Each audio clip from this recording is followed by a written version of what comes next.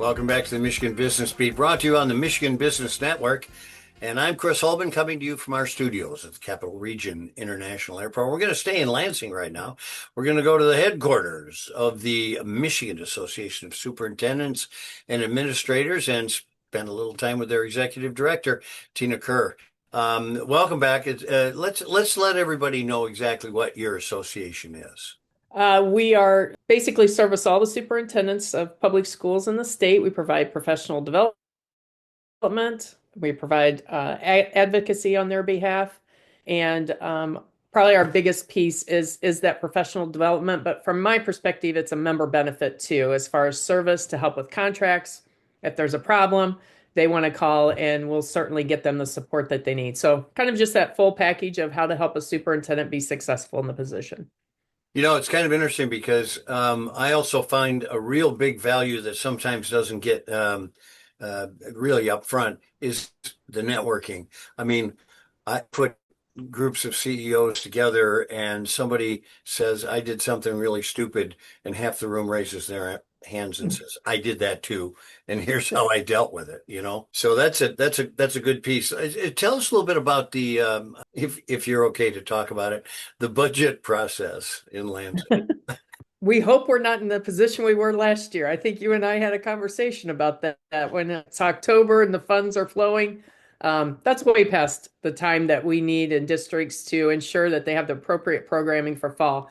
They started planning for this next year back in March. And so while on the island, I had a good sense that I thought maybe they were going to work really hard to get the budget done by July 1st.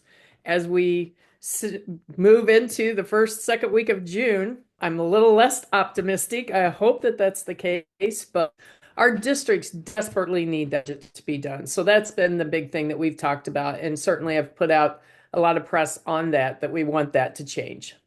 You know, it's interesting because our latest Future Business Index, sponsored by Scenair, shows that business is pulling in its wings because of uncertainty. They hate uncertainty, and the schools just can't plan the next academic year without knowing what's there. Share a little bit about MASA Impact.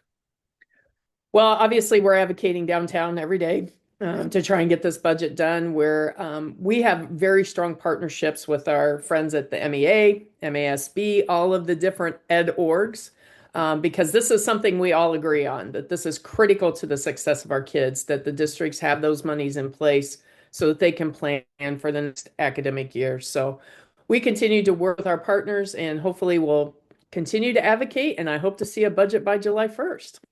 Tell us a little bit about, because, you know, talent has been a big problem for business for the last 4.5 years. And even though now they tell us they're not hiring, they still tell us we're desperate for talent, right? Absolutely. So tell us how the superintendents and administrators are working on that talent pipeline. Well, I mean, obviously, we're recruiting teachers on a regular basis. Our biggest issue is the competitive market of that, because there is such a shortage of teachers. We're finding that they're more willing to move from one district to another if there's going to be a financial positive for them. That is something that hasn't always happened. Most teachers stayed because the culture or the community, everything meant something to them, and that's why they were doing it. Heavens knows, our educators don't go into this business to get rich. I mean, it's a very tough job, and we really have to love what we do in order to do that. But we are continuing to recruit and support teacher pipeline training programs as well. You know, I have to tell you, I've always said this, there's no one as overpaid as a bad teacher or as underpaid as a good one, right? Is there any movement in changing that compensation circumstance? Because I was in education for 10 years and I resented the guy who ran a movie every day in his class, right? Right. He got the Absolutely. same raise that I got every year. Absolutely. I feel like we've really, our teacher workforce has continued to be highly qualified. We hope that we will always have the best teachers in front of our kids. But I do think there is more conversation about how do we recruit those high qualified individuals and keep them in the profession, because we've seen a lot of turnover, young teachers leaving the profession because of burnout, et cetera. So we want to continue to do what we can to compensate them fairly, and be an attractive career for Yeah. them. Yeah. Well, we've got about 30 seconds. What's on the horizon? I mean, what bit of legislation has to be pushed through besides the budget? Anything? We've been working on, I know 31AA has been something, changing the language to that so we can get the school safety money cleaned up. We have, obviously right now, everything is all about the budget. We do have, a few other bills that we'll see how those continue to play out. Well, we'll check into you periodically. We want to see how they're moving because education is tomorrow's leadership. We got to take care of it. Thank you so much, Chris. I appreciate your support. Tina Kerr, Executive Director of the Michigan Association of Superintendents and Administrators in Lansing, Michigan. You've been watching this interview, the Michigan Business Beat, on the Michigan Business Network. I'm Chris Holman.